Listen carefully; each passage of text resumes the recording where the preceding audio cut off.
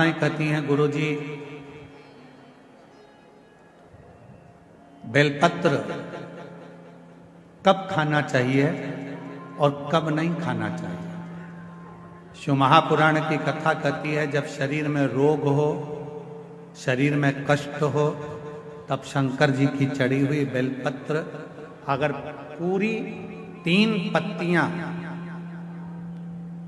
मान लो आप पूरी 3 पत्ती भी बेलपत्र की नहीं खा सकते, तो बेलपत्र के आगे की थोड़ी सी एक अंश नोक मात्र भी आपके मुख में अगर जाती है तो भी वो उतना ही असर करेगी जितनी पूरी पत्ती करती है।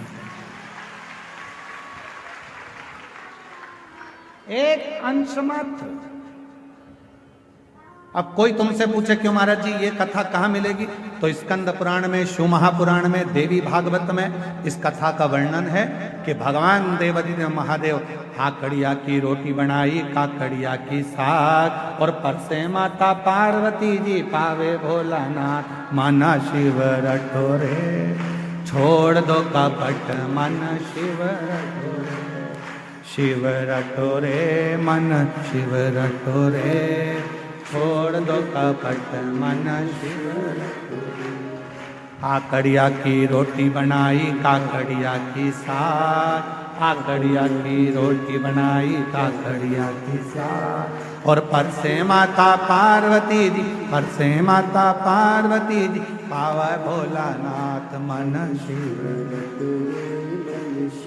रटोरे छोड़ दो कपट मन शिव रटोरे, मन शिव रटोरे, मन शिव रटोरे छोड़ दो कपट मन शिव। हमारे यहाँ शास्त्रों में ऐसा मिलता है कि पार्वती जी भोजन बनाती हैं, शिव जी को खिलाती हैं। भोजन करने के बाद बाबा भोलेनाथ जब भोजन कर लेते हैं, जो पात्र में भोजन बचता है उस पात्र के एक अंश को पार्वती जी निकाल लेती हैं, एक अंश को गणेश जी निकाल लेते हैं, एक अंश को कार्तिकेय निकाल लेते हैं, और बाकी का जितना अंश है उसका कुछ भाग गण ले जाते हैं और उसका कुछ भाग देवता अपने साथ लेकर जाते हैं। तो कहा 33 कोटि देवताओं को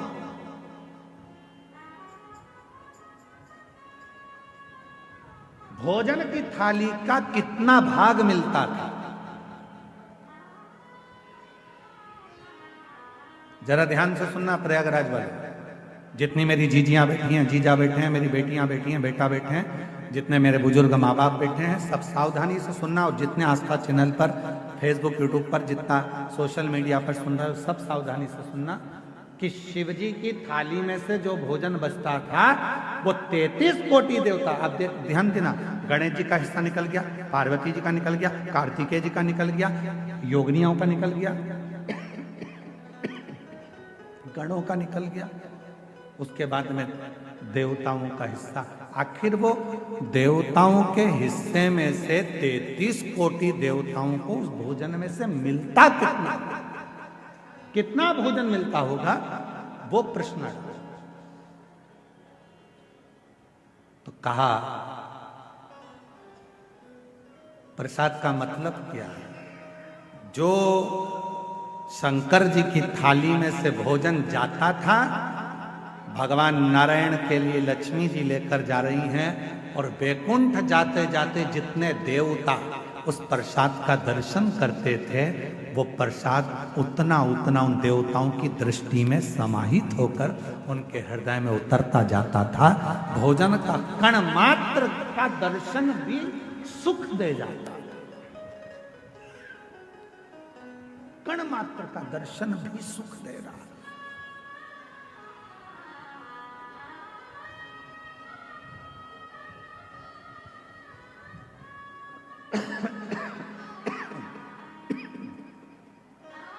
एक कण मात्र का हमने देखा है, जिनके नाम लिए जाते हैं, पत्र पढ़ा जाता है, जब वो बेलपत्री लेने के लिए आते हैं और बेलपत्री लेकर जाते हैं तो कई माताएं कहती है उस बेलपत्र का दर्शन करा दो। बेलपत्र लेकर जाने वाला पूछता है कि बेलपत्र का दर्शन कर कर क्या करोगे? हमने शिव पुराण में पढ़ा है, उमा संहिता में वर्णन है, कौमार खंड में भी वर्णन है कि शिव जी के प्रसाद का मात्र दर्शन कर लेने से भीतर के सारे विषाद समाप्त हो जाते हैं। सारे विषाद केवल प्रसाद का दर्शन करने से ही विषाद समाप्त हो जाए।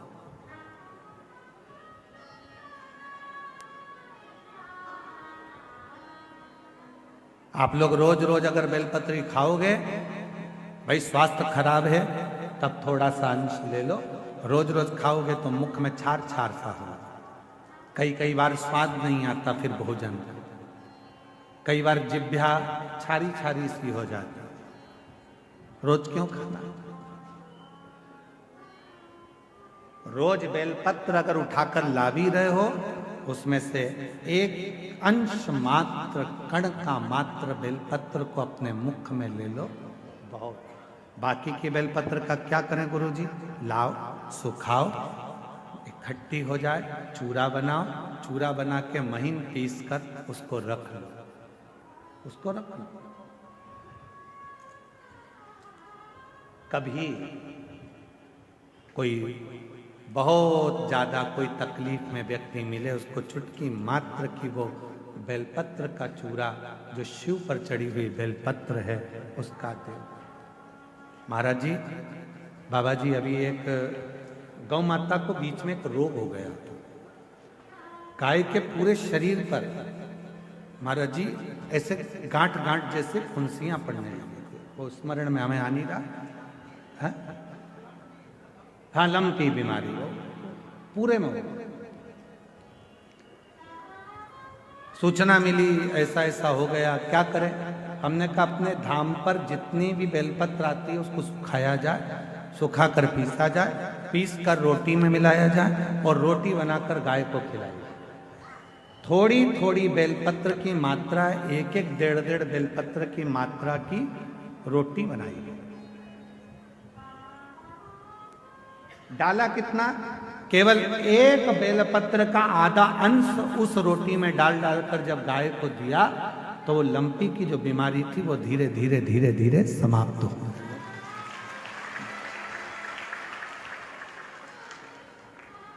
दवाई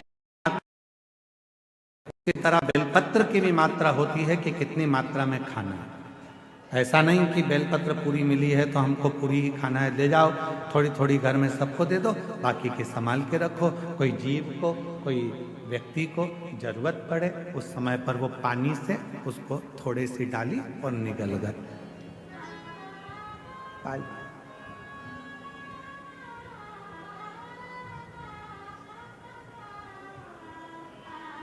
कुछ मात्रा, और बीमारी हो तब जरूर उसकी बेलपत्र का थोड़ा सा भाग शिव पे चढ़ा हुआ अवश्य। पर यदि आप स्वस्थ हैं, शिव की कृपा है, तो भले ना पाए, एक लोटा जल चढ़ाएं, जल का थोड़ा सा भाग अपने मुख में आचमन जरूर करें, उससे